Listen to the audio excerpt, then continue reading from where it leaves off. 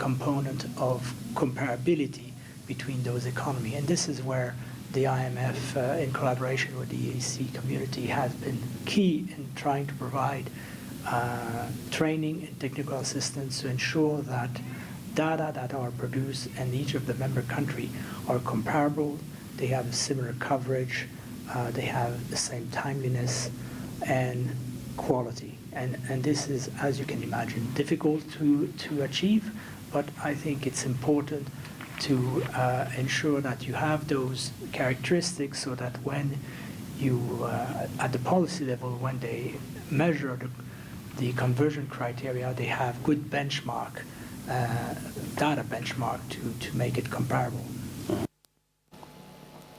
Well, indeed, of course, the conversation around African statistics and the quality of statistics here in Kenya being very key to planning and development, because the accuracy of that, of course, drives the accuracy of targeted policy.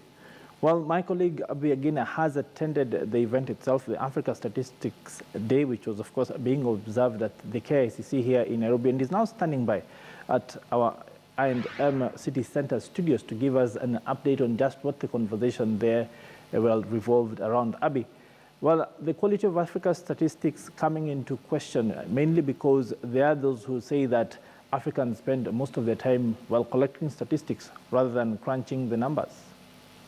Well, it has been an interesting debate, really, Wakaba, at the KICC with that particular matter around the accuracy of data being put to test.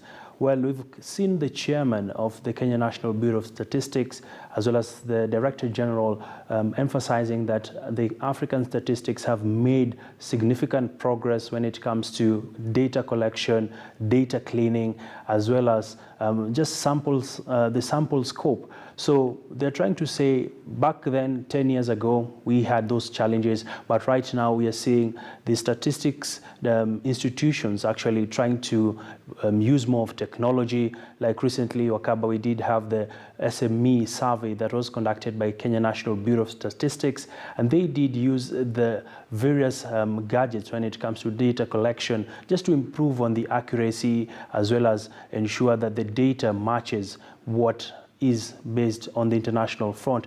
But more interesting, Wakaba, was the issue around comparability. We do have statistical bodies across East Africa now that we're looking forward towards a monetary union. These particular bodies, the biggest challenge now is, can data collected by a statistical body in Kenya compare the same data with Uganda, knowing pretty well that the economies sort of share quite a number of aspects. So that has been an ongoing challenge around the comparability, but the degree of variance has not been that worrying. So we are seeing international bodies like the IMF saying that they are going to build capacity and train statistical institutional personnel so as to ensure people are able to deliver quality data that can be used for forecasting as well as for planning for the economic development.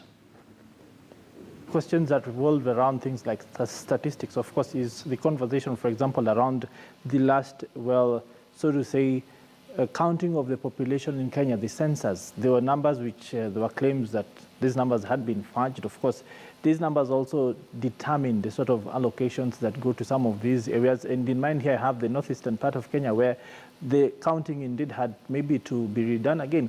What are we doing to enable the sanctity of these numbers be retained? Well, good question there, Wakaba. If you come, one of the biggest undoings really for statistical institutions has been a question of capacity, because if you look at the sparsely distributed areas such as Nairobi, as well as other major counties that have huge populations, you find that data collection has been a challenge in terms of gathering information from households, and this puts to sharp focus some of the methodologies that the statistical bodies are using, and that has been a major area of discussion when it comes to the methodology that is used in data collection. We've seen also also the pollsters recently also coming under sharp scrutiny, where we did see the US elections, which had predicted Hillary Clinton would win. And all this touch on the big data conversation, where we also saw in Britain during the referendum, where the polls had indicated that there would be most of the people will vote for Brexit to actually for Britain to stay in the Union, but this went against the popular majority.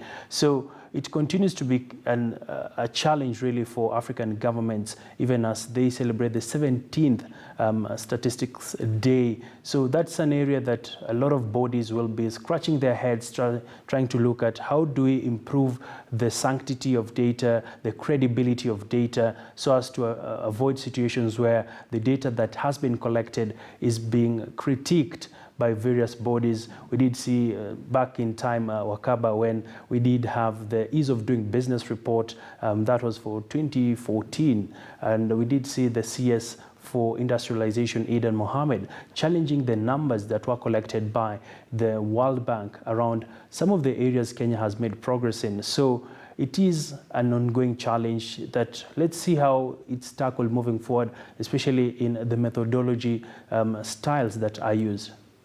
Well, just to bring an African flavor to this conversation, Abi, the fact that when it comes to things like censuses or even estimating things like the well-being of people, the GDP, that sort of thing, a lot of African communities are not in the habit of counting. They don't count their children, they will not count the number of goats, they will not count the number of women, the number of spouses or that sort of thing. Well, in this case, what is the innovation that has been brought in to try and get around some of these challenges, especially which are contextual in the African or Kenyan setting? Mm-hmm. Well, we've had talk of the Kenya National Bureau of Statistics saying that they want to use some new tools which will be tackling this challenge.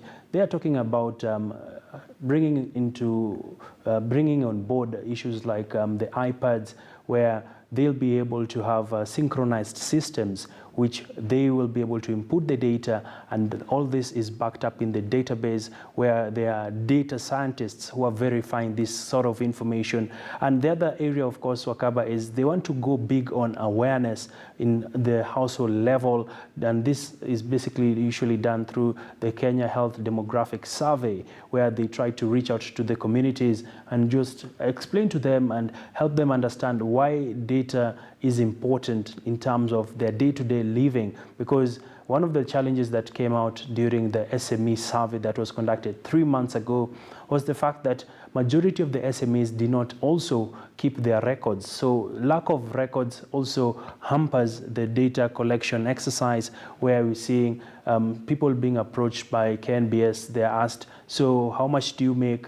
Majority of them saying that they just put them in a book. The book can easily, it can get torn, it can get lost. So there's also that challenge at the collection point, where they call them in methodology language the data collectors, where a lot of them are yet to embrace this modern way of data storage. Do you keep data on things to do like your finances? Can you keep data on your health records? So that was one of the other challenges that has been thrown back to us as the citizens, to just change our way of data storing so as to boost and improve the cycle of data collection. Wakaba. Well, indeed, the interesting conversation right there about the statistics, the sanctity of numbers, and how this, of course, can help us when it comes to creating policy that is both targeted and beneficial to the masses. Thank you very much. Abi, again, of course, standing by for us there at our I&M City Center studios, bringing his insight into the Africa Statistics Day. Well, we now want to proceed on a short break, but on the other side of that break, matters marine insurance. Right here in studio, a panel of experts sitting by just to tell us what exactly to expect come the 1st of January. Do stay with us.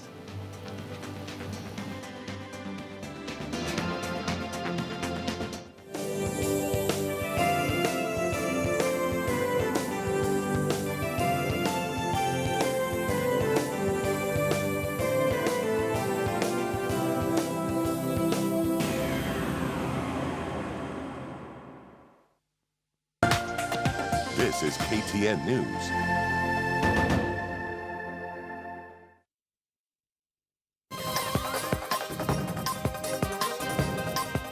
We are aware that most of the leaders would want to gain political seats.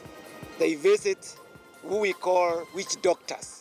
We totally disassociate ourselves from them. And we are warning them that if they continue visiting those people, we shall pray them out of the leadership.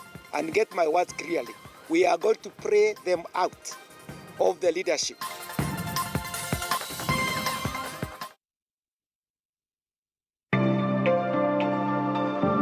Mtazamaji, ni saa 12 na dakika 3 saa za Afrika Mashariki. Mtazamaji, zimetimu saa 12 saa za Afrika Mashariki. Zimepita dakika 2 baada ya saa 12 saa za Afrika Mashariki. Ni kipindi kinacho kuelimisha. Iko ile cholesterol tunaita HDL, high density lipoproteins. Sisi tunaweza kuwa tunajilinda vizuri kwa kuchanja mifugo wetu na pengine upande ule mwingine hawachanji. Unaweza juaje kwamba yule kuku ambaye umeuziwa ni wa kienyeji au ni yule wa kienyeji wa kisasa? Kukufahamisha. Kwa miaka kama 23 tumekuwa tukifanya biashara na ukulima ya miraa bila kujua miraa haswa ni nini, hata kwa sheria yetu ya Kenya. Na kukupa nafasi kukutana ana kwa ana, kujadiliana na kuwauliza maswali viongozi wako kuhusu masuala muhimu. Kama kuna cartel, kama kuna ufisadi, mimi sitaki kuona hiyo story kwa TV. Uongozi na masuala mengine ambayo yanakutatiza katika kaunti. Hawa Waisraeli wanafuka ng'ombe katika nchi ambayo ni jangwa na wanafanya mzuri sana. Wakati wote ukumbuke lazima ukunje magoti kidogo. Na tunafanya chest compressions kutumia tunasema heel of the hand. Kinachokutatiza tunakipa kipaumbele. Milima na mabonde tunavuka ili kukufikia wewe. Walijumuika hapa katika uwanja wa Turkana kwa hii leo. Tunakujia moja kwa moja kutoka kaunti ya Kericho. Ni kaunti. Ugatuzi ndio roho ya Wakenya na jukwaa la KTN ndio moyo wa Wakenya.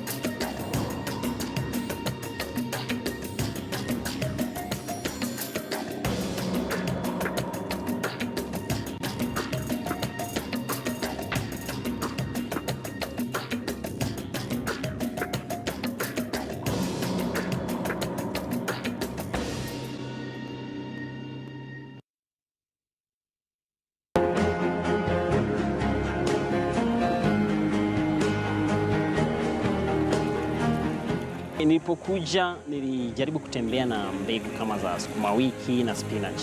This week on Daring Abroad,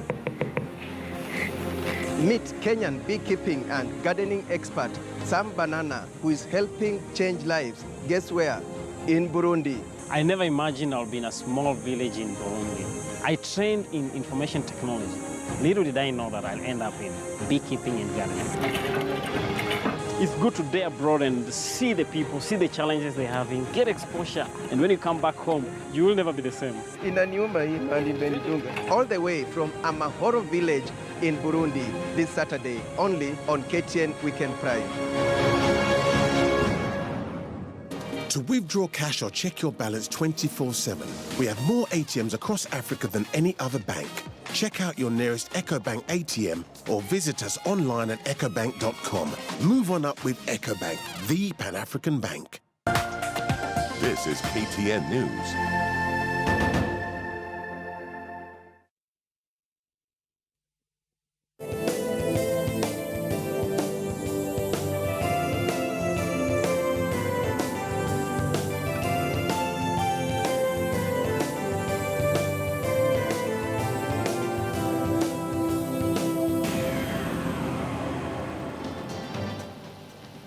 Well, indeed, thank you for staying with KTN Business today. My name is Peter Akaba. Before the break, we had, of course, intimated that on this part of the show, we want to talk matters insurance. Well, of course, that conversation coming up just in a few minutes. But just before that, to remind you that later on in the show, in our third segment of the show, we will be talking about matters industrialization, manufacturing, How do you locate these services in one place? Well, Mr. Ashok Rupshi, he is the MD of the chairman, rather, of the Infinity Industrial Park, will be in studio to give us insights into the fourth industrial revolution and how this is all converging to be able to bring, well, efficiency to production of goods and services. Right now, we go back to the conversation around insurance. Now, come January the 1st, 2017, all importers into Kenya will be forced to take cover with Kenyan insurance companies as Section 20 of the Insurance Act implementation begins. This will see the 90% of total marine insurance premiums handled by foreign companies turned to local insurance firms. The implementation on that will be handled by KRA.